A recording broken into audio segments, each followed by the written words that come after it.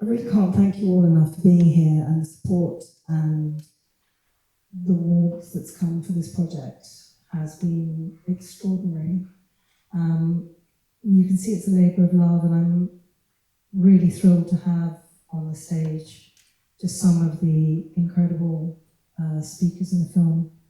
Incredible not only because of everything they've achieved, and also that incredible courage to look what I consider quite a bleak reality in the eye, humanity's relationship with animals, and actually really get to grips with that and do something about it. So Tristan and I are going to split our questions.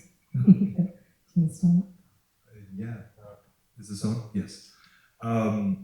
Yeah, thank you. And thank you also very much to Bel. This project would not have happened at all if not for her, A, coming up with the idea, B, starting the Empathy Project, which is also an online writing project.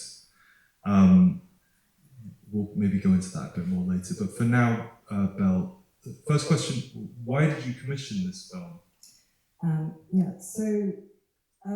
As someone who, I mentioned the dog meat trade, as someone who became increasingly aware of exactly what is happening to animals today, I was really intrigued by the fact that no one seemed to care as much as I was caring. This was before I met the community that's here today. So I wanted to create a vehicle that many people could see that spotlighted some of the incredible activists who come from such a broad, diverse range of backgrounds, and to discover their stories, to talk about animal rights activism through a very human lens of transformation. The Empathy Project is founded on 3 pillars: love, grief, and reconciliation. Love, because so many of us say we love animals. Grief, because once you hear what's happening to them, it's a very powerful emotion that needs to be steered towards reconciliation. And that's the narrative arc that each of the speakers in this film has gone through: that love, that incredible grief, and that determination to change. Thank you. Do you want to ask the next question, Bel? Or? Sure, yeah. So Tom, I wanted to talk to you about a particular thing you said where it wasn't that you just changed the relationship with animals, you started questioning everyone, like the adults in your life. You felt that that things had been hidden from you. And I'm very inspired by that. I think animal rights activism can be a gateway into questioning so many other negative systems around us. So I'd love to hear a bit more about that. Yeah, so like I said in the film, I was 9 years old when this happened to me. And having that interaction with Violet the pig, and then seeing these other pigs who are being flayed, skinned, and were being sold for meat, in that moment, it wasn't just this revelation that the way we treat animals is wrong. It was the fact that people I trusted and cared about, or the people I trusted and cared about most in the world, had at best withheld this information, at worst actively lied to me. Like, my mum was pescatarian, she knew, and she still encouraged me, pressured me, allowed me to eat these other animals. And so in that moment, it wasn't just that I became vegetarian, it was that something inside me either broke or was fixed, and it made me start to question authority, what I was being told. And I always think I was very lucky that happened at 9 years old. For me, I kind of blessed that happened. I think most of us, we have these kind of awakenings much later in life, when we're already fully immersed and involved in this system. Because this isn't just an issue that, we eat animals and it's wrong. Like, the entire society we live in is built upon the oppression and suffering of others. And so I had this realization at 9 years old. I wasn't yet part of this system. I wasn't paying taxes. I wasn't giving my money to Tesco. So I was able to enter this system with my eyes wide open and questioning what was happening and where I wanted to put myself in that. And for me, that meant, as I kind of became a teenager and into my 20s and into adult life, I constantly asked myself, how do I cost this society more than I'm giving it? Or the system that we live in? How do I avoid paying taxes? How do I avoid giving money to Tesco? Because you don't have to give money to Tesco, they let you have stuff. And And so I think I'm very lucky that I was able to come into it like that. And I think as most of us have these realizations as adults, we don't realize that society isn't something that is happening to us. We are society. If we don't want to be part of this problem, we can change all of it by the way we act. We can make existence into resistance. And that's how I've chosen to live my life, and I'm truly grateful for that. What was a horrifying encounter at 9 years old. Thank you so much. Either Laila or Dan, did you have anything to add to that? I just love what you just said. Existence into resistance, that's awesome. Yeah, when I echo everything that Tom has said, I mean, not so much Tesco just gives you things. They give Tom They really do.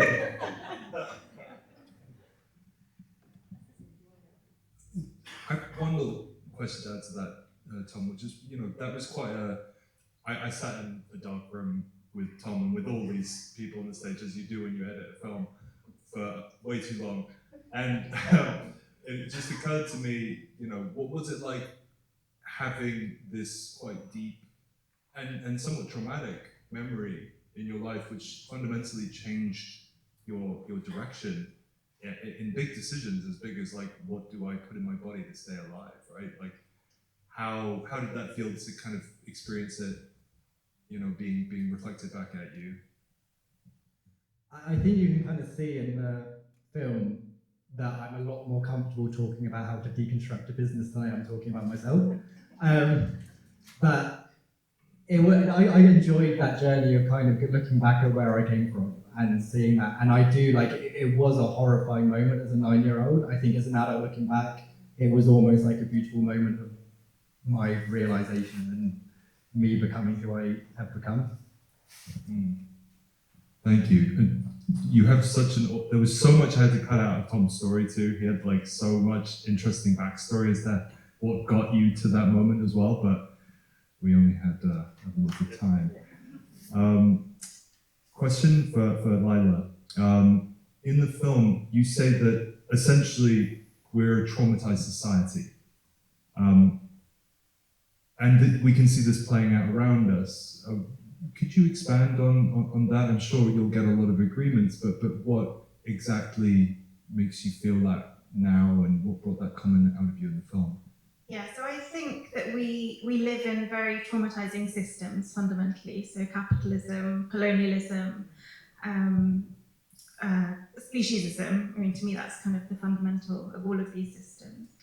And I think they normalize, these are extractive and violent systems, and they normalize disconnection, domination, all these things that actually fundamentally we don't agree with.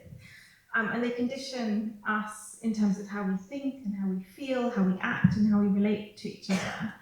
And so, these systems which cause so much suffering, as I said in the film, we have to numb ourselves in order to get through the day.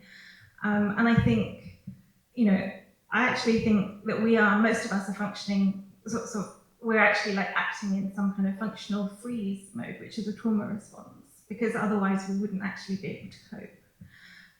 What I think would happen if we actually could feel, all of the suffering that these systems create, we'd be on our knees, like overwhelmed with absolute and utter grief. We wouldn't be able to function. So I think, to me, that's what I see, and I think we have to compartmentalize and sort of put our empathy in a box, and that is traumatizing. We're disconnecting from ourselves. We're disconnecting from each other, from other animals, from nature, and I think speciesism is so fundamental to so many of these other systems. And I think, what must we have had to do to ourselves 10,000 years ago to start systematically commodifying and killing other animals who we had seen as kin, as guides, as teachers, as sentient beings? Like, what psychic harm have we done to ourselves? And I think, this idea of empathy, it's so powerful and it's so dangerous as well, because once we reconnect to that, and once we start to feel and really understand the impact that we are having, I think it's very hard to stay complicit in these systems. I think it makes us hard to control. So I think empathy is a really strong key. And I think also, just thinking about animal freedom, yes, animal freedom is about justice for other animals, but because of this deep, ancient wound of disconnection from other animals, from nature, that 10,000 years ago we started to, be wounded in this way. I think animal freedom is actually also a route back to healing something that's deeply broken in us as well.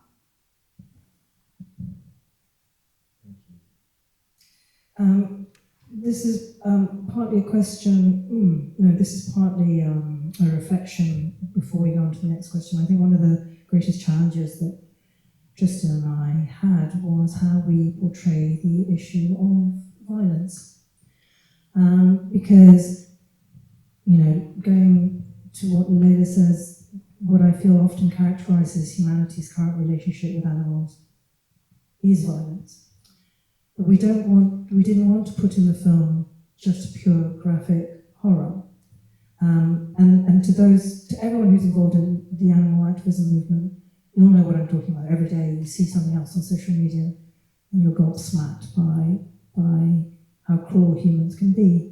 To those who aren't in the animal activist movement, and I'm really hoping there are quite a few, you're just going to have to believe us because we see so much.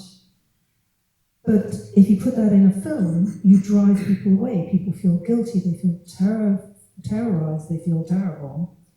So that's why we had to make this decision that we would ask the speakers themselves to talk about something that had changed them, that was difficult to hear, difficult to speak about. Did anyone want to talk about the role of violence in animal rights activism and how we can effectively tell the truth about what's happening without alienating? How do we turn that into a tool that we can use to bring people on board with us and join us? Because I don't believe anyone really wants that degree of violence meted out to other beings. It's such an important part of the conversation. And as you know, I've just made a documentary myself and made the same decision that you made, not to include graphic imagery in that, for good reason. And I think it speaks to the fact that, and again, it's crucially important that we all within the animal activism sphere understand this and embrace it. I think it's one of the biggest problems we have inside animal activism is the infighting, where there's a kind of a conversation around there's a right way and a wrong way to do it. And I'm sure you'll come under fire for this, just like I've come under fire for my documentary, for not showing graphic images and for not ramming it down people's throats, so to speak. And what I would say to that is that there is no right or wrong. It's like if I asked the audience, anyone whose favourite colour is in blue, to raise your hand, and then tell you you're wrong. It's as preposterous as that, because and then the ones who do say blue is their favourite colour, if it's not teal, you're also wrong. And it's kind of, you know what I mean? It's ludicrous, and the reason I say that is because we're all incredibly unique, and we know this to be true. And so, just like we'll have favourite colours that differ, we'll have things that resonate with us that differ. And for some people, Earthlings, as a good example, is a documentary that is the opposite end of the spectrum from what we're talking about, absolutely transformed people into vegans like that, and it's great that it did. And equally, there are people who will go with the softly approach like me, and that will work with people. And who knows what the proportions are? I'm sure that we all have our opinion on that, but the point is, we need everybody on side. So we need every kind of activism. We need the graphic violence, and we need the softly, and we need everything in between. And I think the key thing is that it's authentic to you. That's all you can do. Because I could go the graphic violent imagery approach, and it just wouldn't be me, and then it wouldn't be authentic, and then that energy wouldn't carry it as far as it otherwise would. So I think there's a place for all of it, and I think that there's a danger in the judging approaches to it. We need it every which way it can change people, and we need everyone on board, basically. Yeah, I don't think I have much to add to that. I agree, we need more of everything and less of nothing. I think personally, I feel the graphic stuff can be incredibly powerful when we choose when to drop it. I think there can be an oversaturation. I think, like, for me personally, if I'm on social media, which I try and avoid, but if I'm on social media, I tend to kind of mute people or skip through things that I don't want to see, and I'm sure most of the public are doing the same. Most of the public don't want to see this, and they don't want to be reminded they're part of it. But I think, like you say, we need everything, and all of us doing as much as we possibly can. And to remember, this isn't just, for me, you know, I've never been so focused on the one-on-one changing of people, like that's been part of my journey, but I'm more interested personally in how we tear down industry, how we pull down businesses and rip the system apart. And for me, sometimes it's very tactically useful to, you know, show that a company is doing this to animals and make them vilified by the public. Sometimes it doesn't matter. I think it's like more of everything, and in terms of the graphic imagery, but also in terms of tactics and strategies and all of it. Mm-hmm. Yeah, not much more to add. I just think that I totally resonate with the people who are like, you need to see what you are complicit in, look at this violence, because I also feel that. And at the same time, I feel like we have a duty to tell the truth in a way that doesn't shut people down further and doesn't lead to more reactants and add more violence to the world, basically. So I think, as Tom said, it's kind of strategically placing it. And I think another thing that I think, you know, showing people violent footage, but then not giving them a pathway to then act, I think is actually more harmful. So I think all of these things need to be thought about. And I think really we want people to be, to whether it's through empathy or through outrage or any other kind of emotion, it's like, how do we catalyze that in somebody and then provide a pathway for them to channel that emotion into something. Yeah. I think that's absolutely fundamental. I think, you know, if I think back on the last sort of 10 years, the moments I've seen something come up on social media, you don't even know what to do with it in your head. And you're incredibly profoundly upset and triggered, and you're not really functioning very well. So we have to, yes, as you say, use this, I don't even want to call it material really, use this information strategically, but then allow people to understand that there are routes through this. We can build better worlds. Tristan, do you want to ask Dan the next question?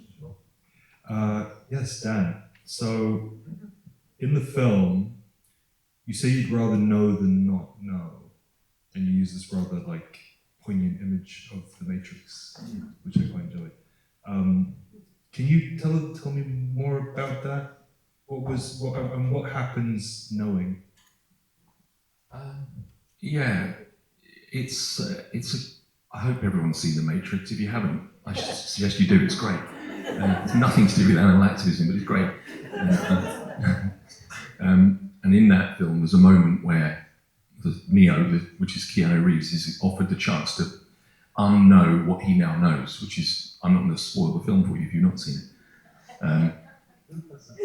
I don't know. I mean, it can be, I'm sure that everyone's. Can we get The Matrix playing? Filmmaking, right, to ruin a film. But I think it comes down to the fact that if you essentially given the choice, once you are involved, and I'm sure lots of people in the room are involved in activism in some way and advocacy, if there's a difference. And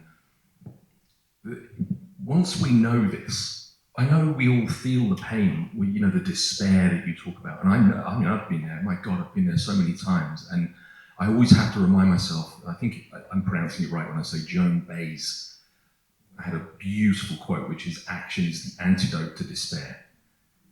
And that's a big reason why I think I would rather know, because I'd rather not be living in ignorant bliss and still contribute to that we now know about. And so that's why I believe that most people, once they've taken that step, once they've lifted the veil and they've seen what's going on behind those closed doors, there's nothing in the world that would get me to unknow that and then disengage from the cause. Just couldn't. It's my purpose in life, and I think that's one of the things that, as an activist,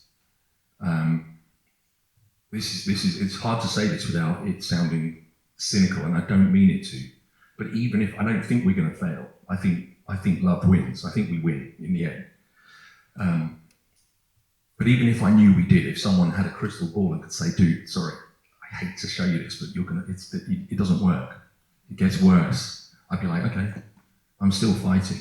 On principle, we're fighting. And we'd never lay down our arms, would we? So I think it's that I was basically getting at. Thank you. Any other? Well, I was going to ask that. I mean, does that resonate with both of you? Yeah, absolutely. I mean, I think it's quite easy for me because I've directly saved tens of thousands of animals from places, institutes where they're being murdered and tortured, indirectly probably millions. So for me, if I hadn't done that, if I didn't know this, then they would be dead, right? So that's quite easy. I think for me, on a kind of personal level, in terms of like knowing and how to deal with that, I think I view myself. Well, I am one of these animals. Like, I'm fighting for freedom. I'm fighting for liberation and love and kindness and compassion. And if I don't give that to myself, then what am I fighting for? So I make sure I balance my life with giving myself that space for freedom and love and empathy, while at the same time giving everything to this. And yeah, so for me, it's easy. Can I just add as well? We all know what's going on in the world right now. What better example of, as you said, about the trauma that we are inflicting upon ourselves through all this violence? Look at the world out there. It's in my lifetime anyway, it's worse than I've ever known it. And at no point in my lifetime, more than now, have we needed empathy, love, compassion, kindness. It couldn't be more profoundly needed than right now. So this is perfect timing. Thank you. Tristan, I had a question for you, which is what connections did you hope that people would make while you're making this film? Yes, I hoped really, as an outsider, I think Bel made a quite tactical decision by coming to someone who wasn't inside of the animal activist community, or not deep inside of it anyway. Like I came at these issues knowing their importance to something that was my more North Star motivating factor, which is climate and environmentalism, which are fundamentally, incredibly related worlds. But I didn't come at it from somebody who's, going on animal rights marches, that is, following all these social media accounts and, seeing what's going on behind the doors. And I actually want to admit something to Bel, which I've never told her, which is that at the time she brought me onto the project, I was a meat eater. I ate meat. And I was kind of on the way to doing it less, but making the film turned me vegetarian, which was a really beautiful thing, actually, in my life, because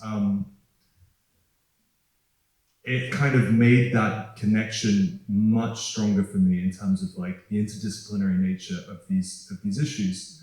That it's really hard to sit there and eat a burger while you're sending an email to somebody that you're well, first of all, that's feasibly difficult to do, but like on top of that, the sort of the way in which one has to fool themselves when they're active in these environmental spaces, that's not an issue, that it's not ironic at the very least, and fundamentally sort of backwards at worst.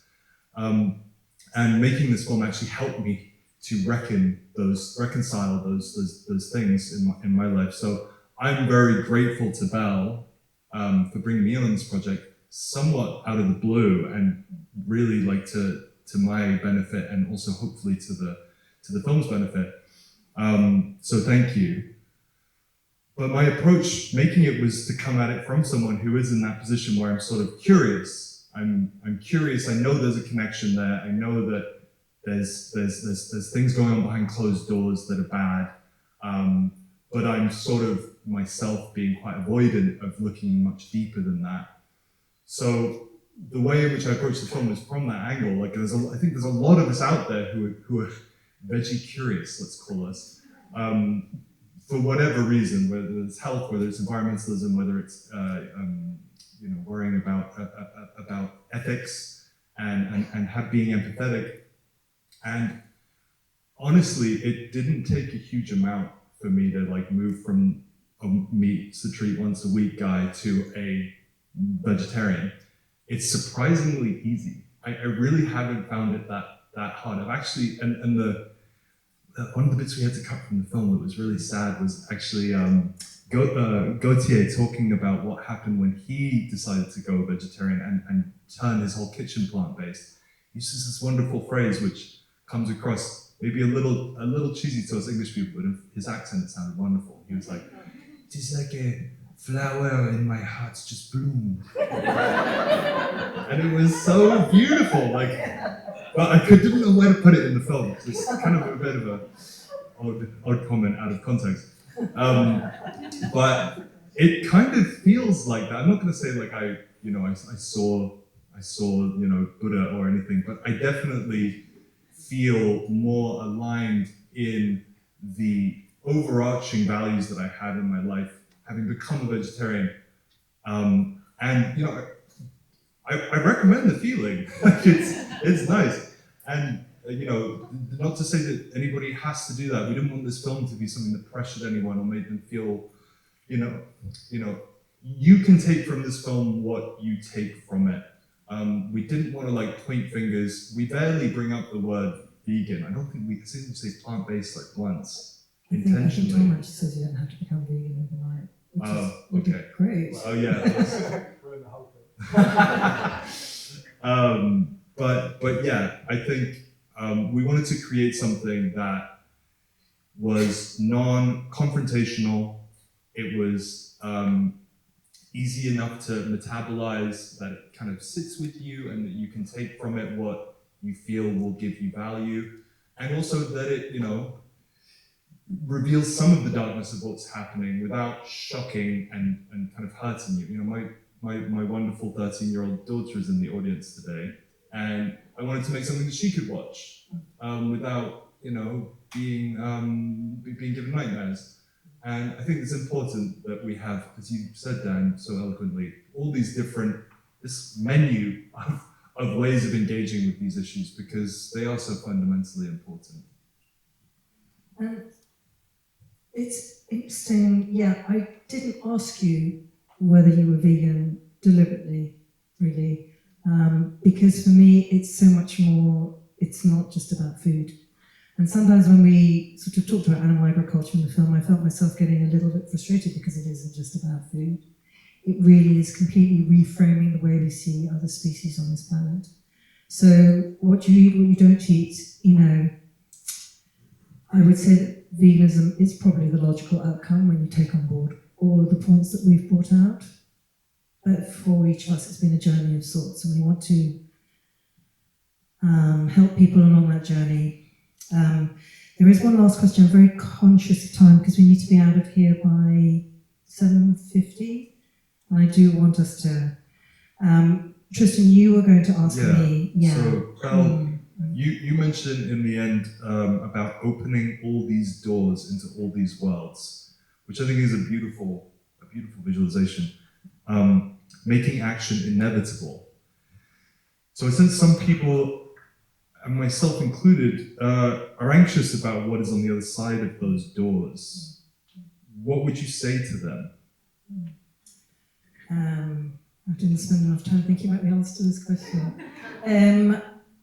I think I'd probably say yes, it's obviously difficult to do something, to take action, to maybe change the way you eat, when it seems as if you're going against a cultural grain, a cultural norm, traditions, the turkey at Christmas. And it does feel scary for a time until you really see what's happening out there. And then you start going, well, what are my values? Well, I believe that mothers should be treated well and that babies should stay with their mum. So I'm just not going to have dairy. And it's like what you were saying about Alexa saying, it's like a flower, the relief relief of not contributing to systems that are so devastating and cause so much harm, it's actually really beautiful. So I would say that the world on the other side of the doors is better. And you don't have to look very far to see what this world is currently achieving in terms of the devastation of nature, poverty, other peoples, wars. This world on the surface, it's like the Matrix again, going back to that imagery. It beguiles you, particularly because here in the global north we're so lucky and we're surrounded by our shops and our coffee shops and our, and it all looks great, doesn't it? But it's really not. And the world that is possible for us when we engage with empathy is far better. I think we have time for one or two questions. Is this the roving light? Oh, okay, thank you. Can we bring up the lights? I'm here. Hello. So I'm like you. I say this knowing that I might get chased out of here with pitchforks, but I'm a meat eater as well, but veg curious, if you like. I was wondering what you think. Let's fast forward 100 years and assume that humans are still around, which is 50-50 maybe. Do you think we'll reach a point where vegetarianism, veganism will be more or less universal? I'm sort of thinking as the moral zeitgeist shifts and we become more and more aware of animal sentience and ethology and animal behavior. Do you think we'll reach that stage? And I ask it specifically, do you think we will rather than do you hope we will? Just being really honest and realistic. I just wanted to hear your thoughts on that. Thank you. I think if we're not, then there won't be humans here.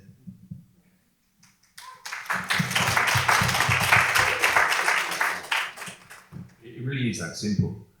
It will get to the point where it's not a choice we really have, especially with the burgeoning population. What is it, 8 point something billion now? I think it's going to be 10, because it's like an exponential growth rate. And as you brilliantly covered in the film, it's all interrelated. There's so much land being raised for grazing, and then all the food that's been grown, and with the statistics are terrifying already, and it's only going to get worse. And then it's very easy for us to focus on statistics here, and we see in a place like the UK where the numbers are going up. I think I just saw a stat the other day saying, I hope this is true, saying that 1 in 5 people in this country is doing veganuary.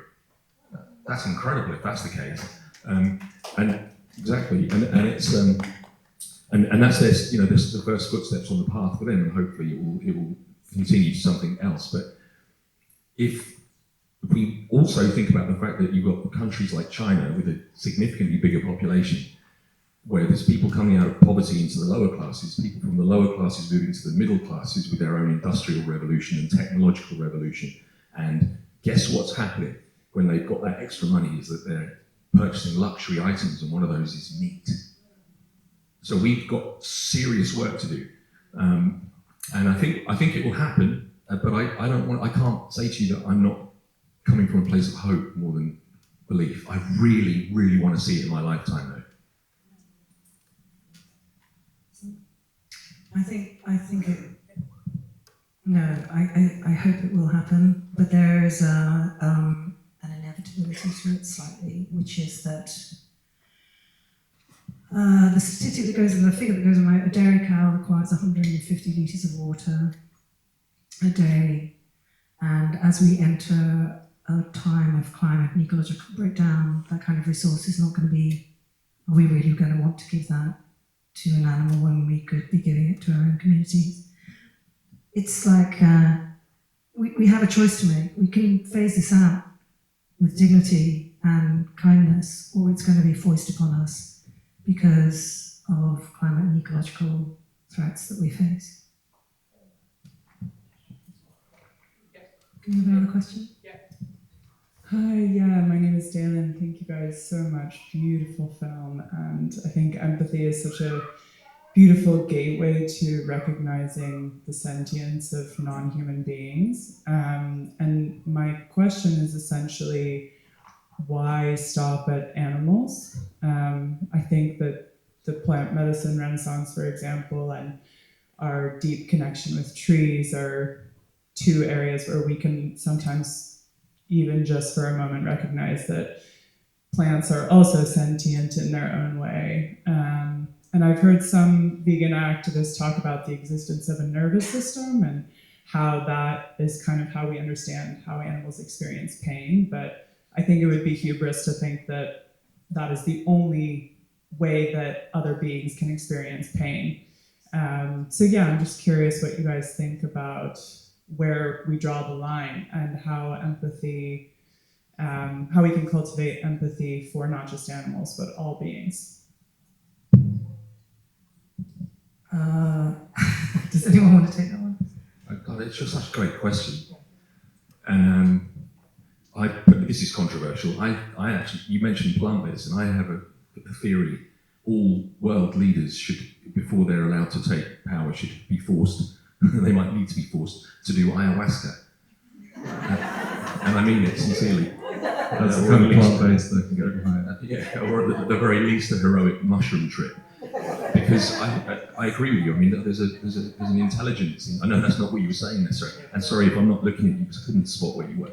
But I think that there's unquestionably a deeper intelligence than we can possibly fathom or understand. And unfortunately, the human condition is such that when we don't understand something, we just say, it's not real then. And then when we understand it, and of course, human history is littered with examples of that. But we never learn, so we just say, "Oh, that's not true." But I think I don't know the name of it. I wish I did, so I could do it justice. But there's a documentary out there right now that talks about you mentioned the nervous system, the root systems of trees. They've studied it, and they communicate. And the same is true of mushrooms, not just magic ones.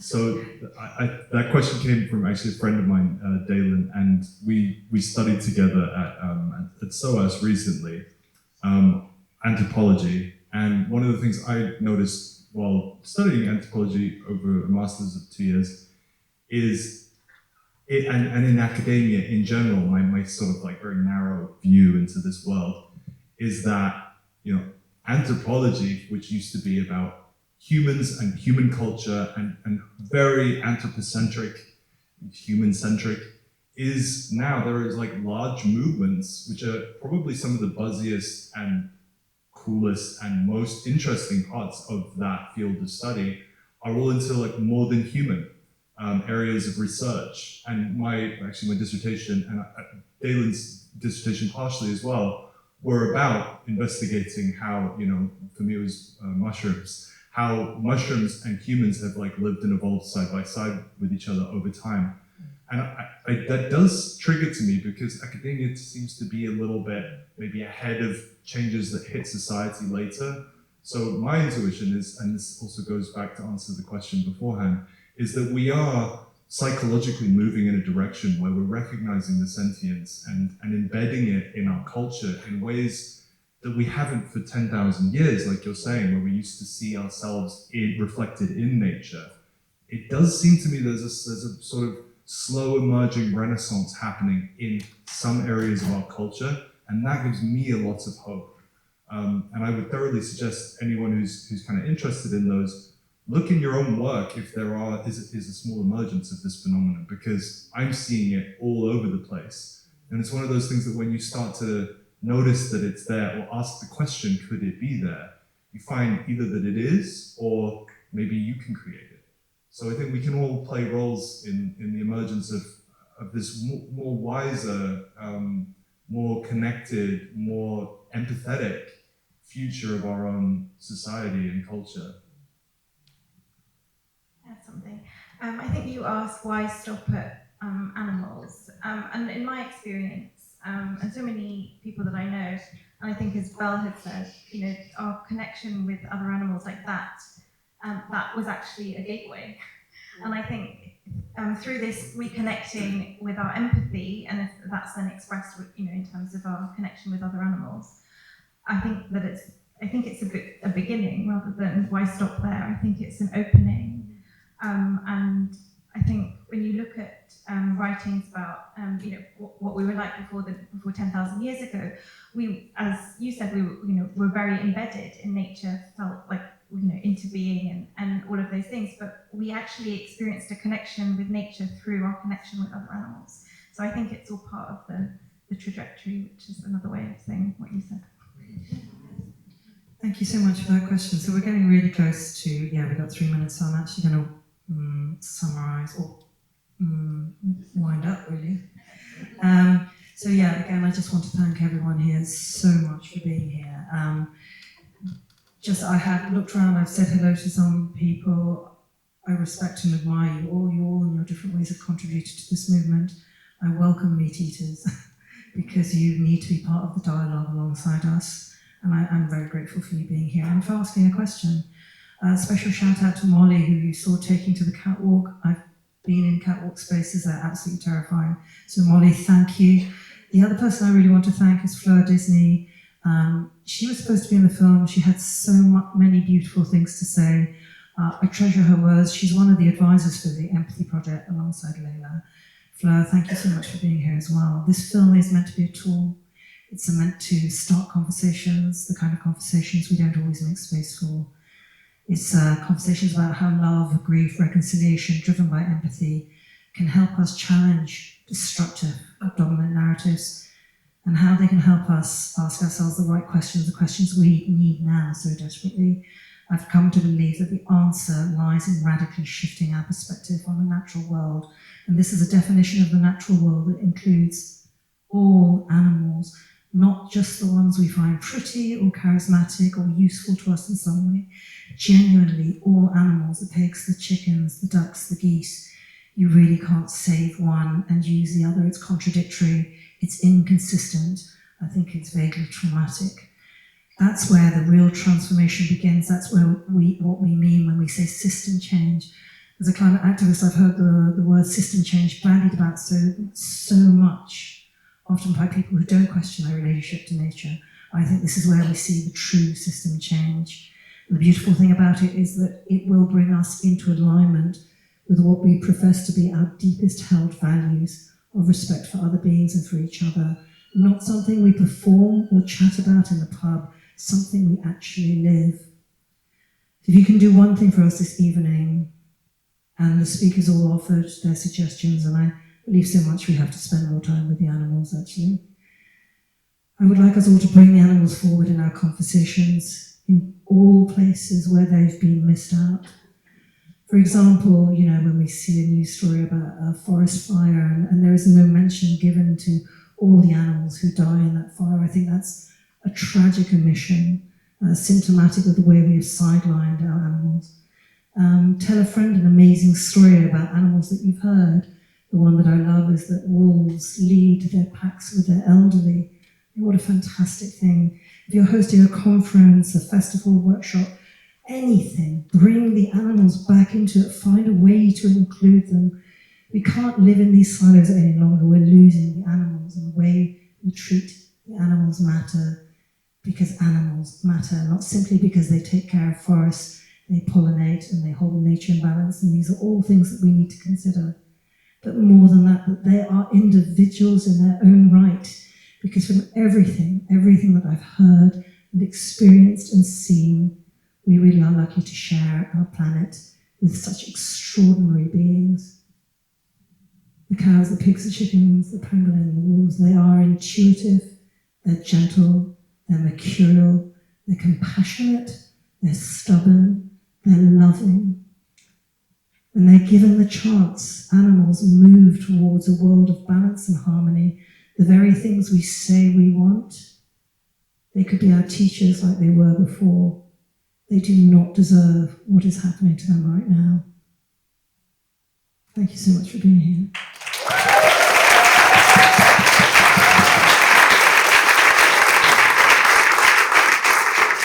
Just very beautiful. Bel, that was beautiful. Thank you so much. There is one final thing I didn't mention before. If you would like to screen this film to a community in your sphere, there is a QR code there to scan. You can sign up to a form and we will be in touch with you about that. The other final thing is we'll be at the pub in about 10 minutes. It's just across the road. It's called the Bald-Headed Stag. If you'd like to join us there, we will be there. And one final thing is, can we get a photograph standing together with everybody behind us in the audience? Yeah. Yeah? Sure, yeah. But with the house lights up, I guess. Okay, yeah. Yeah. Yeah, absolutely. Right. Yeah, sure. Thank you, everybody. Thank you.